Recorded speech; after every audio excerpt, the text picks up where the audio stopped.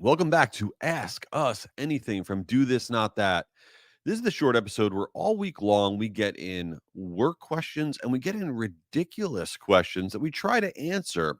And if you want to submit a question, it's real easy. You can go to jschwedelson.com/podcast and there's a button that says Ask Us Anything. And you can put anything in, work related, ridiculous related. We'll try to tackle it here. And don't forget, we have our longer episode at the end of the week where we share tactics, tips, and stuff. So let's get into it. First, let's do the work question. We got a question in from Candace from Boston. One of my all-time favorite cities is Boston. You know what's great about Boston also is the movies that have taken place in Boston. Why is that always on my mind? What movies take place in the city? What's taking place in Boston? Let's see. This was not the question, but Good Will Hunting, right? Oh, The Town, great movie with Ben Affleck. Departed, great movie. Legally Blonde. I mean, come on, great movie town. Anyway, Candace, what is your question? Here it is. Jay, we've been debating internally about testing our call to action buttons in our emails and in our marketing. Is there anything interesting we should be thinking about for our CTA or call to action button test? I love this because call to action buttons are the forgotten variable. They're the things that can radically change performance. It costs you nothing to change things there. And there's something new that's going on with call to action buttons that I think most marketers are not aware of, which I'm excited to share with you all. So, first off, what is a call to action button? It's real simple.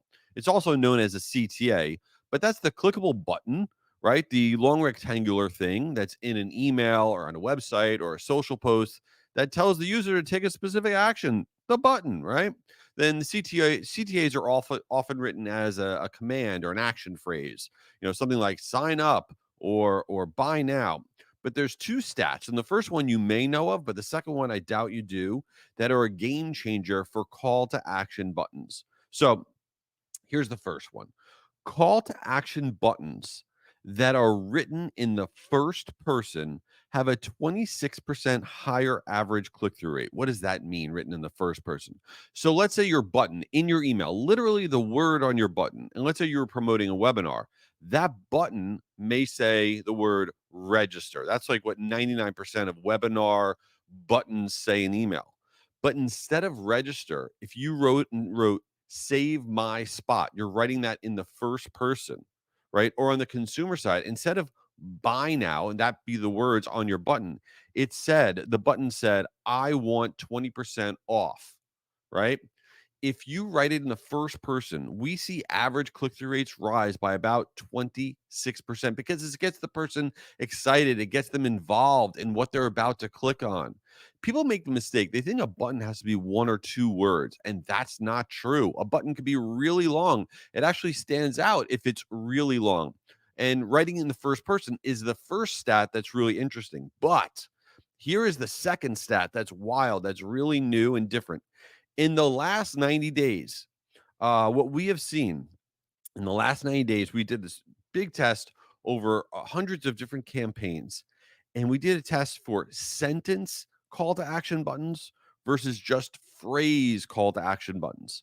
Literally writing a sentence on the button as opposed to it saying buy now or register, which is a phrase on the button. Sentence call to action buttons have a 22% higher average click through rate in the last 90 days. What do I mean? Let me give you some examples of what I mean. All right. So instead of buy now, you'd actually have a sentence on the button that said, I want my comfy socks today! Exclamation point. It's a full sentence. It stands out. Instead of register, it would say, I'm so excited. Save my spot. Instead of learn more, it might say, I want to boost my energy in 7 days. You're being descriptive about whatever your offer is. You're writing a short sentence, and that is your call to action button. And the button can either be really just one long button, or the sentence can wrap around and it can be stacked on top of each other. Or if let's say it's a free trial of something, instead of the button saying free trial, it could say, I'm ready for my risk-free 30-day trial, cancel anytime. It can actually be that long. And we're seeing a 22% higher average click-through rate when your call to action buttons are sentences and not a single word or phrase. The secret sauce is you want to keep it under 12 words. That's what we found is kind of like the drop off point where performance starts to go into the garbage can. So yeah, lots of cool tests that you could do with your CTAs. If you've never tried a sentence CTA, that is a fun new test. All right, before we get into the ridiculous question, and as always, it is totally ridiculous, I want to let you know that this podcast is exclusively presented by Marigold. What is Marigold? Marigold is an email sending platform. It also does lots of other stuff. I use it to send out my agency emails. We send out billions of emails. It is a phenomenal platform for small, medium, and large companies. And they have a free piece of content that you got to download. I've been digesting this thing. I love it. It is the 7 tips to reduce spam complaints. Listen, spam complaints can hurt everything. This thing is so valuable. And in it, it has 7 actionable tips to reduce spam complaints immediately. If you want to download this thing, all you got to do is go to jschwedelson.com/marigold. That's my full name, jschwedelson.com/marigold. And you could download the 7 tips to reduce spam complaints. Marigold is awesome. All right, let's get on to the ridiculous question. We got a question in from Stephanie from San Francisco. Love San Francisco. Don't drive a stick shift in San Francisco. All right, here's the question from Stephanie. All right. If you could attend any fictional high school from a movie or show, which one would it be? And for example, we mean something like Hogwarts School from Harry Potter. Wow, that is a totally ridiculous question. All right, let me give some thought here. What high school would I want to attend from any fictional high school? All right, let me first talk about ones I don't want to attend. Okay, I do not want to attend Hawkins High from Stranger Things. Weird stuff goes on there. Okay. Everyone, first of all, gets a bowl haircut. So that's one reason you want to go to Hawkins. And then the other thing is they have this whole weird, crazy space alien thing going on. So I'm not going to Hawkins High. That's very, very scary. And it's in Indiana, which is very cold. Sorry. I'm not going to go to what's the Mean Girls High School? I'm not going to North Shore High School. I'm such a loser that I know that. I'm not going to North Shore High School because Regina George scares me. I would have no idea what table to eat lunch at, and I'd wind up eating lunch by myself. So I'm not going there. Also, would not go to Rydell High from Greece, from back in the 50s, because Rydell High had the T-Birds and the Pink Ladies, and the whole T-Bird thing was very cringy, and I would not be a part of that. And Grease 2 is an underrated movie, so there's that. So where would I want to go? Riverdale, huge Archie comic person. Okay, love Archie comics. Hang out with Jughead and Veronica and Betty and Moose and Midge and everybody. So all in on Riverdale. That would be cool.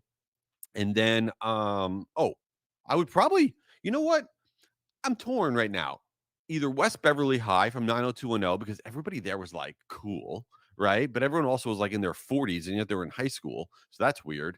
So either West Beverly or the other one would be Sky High because remember Sky High, the movie everyone had superpowers. If I was in Sky High, that means I would have a superpower, which would be pretty awesome. But I probably have a lame one, like I don't know, toes that had fire coming out of them or something weird. I don't know. Anyway, that was ridiculous. I appreciate you being here. And I hope you check out the longer episode at the end of the week. I hope you register for Guru Conference, the world's largest free virtual email marketing event. It is 2 days. We're going to run out of virtual spots. GuruConference.com. I'm going to be there. It's going to be wild. Thanks for being here. Leave this thing a review. And what school would you go to? Let me know. All right, take it easy.